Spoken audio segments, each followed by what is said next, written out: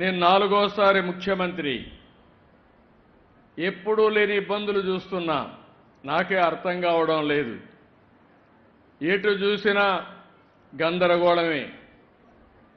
ఏం చేశారో నాకు అర్థం కాలేదు.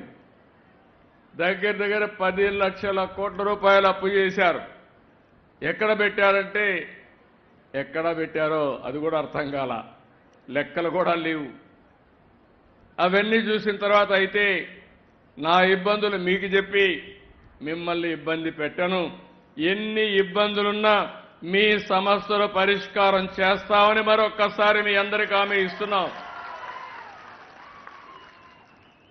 93% గెలిపించారు మా ఈశ్వరరావు గారు ఎన్డీఏ అభ్యర్థి. మిత్రపక్షంలో ఇవాళ చూస్తే ఆలోచించిన తర్వాత ఈశ్వరరావు గారు రిపోర్ట్ తెప్పిస్తే నేను కూడా తెప్పించుకున్నాను. మళ్ళీ సీటు గెలవాలి కాబట్టి మీలో ఒకటిగా ఉన్నాడు, మంచి పేరుందంటే ఇస్తే 30,000 ఓట్లతో గెలిపించారు మీరందరూ.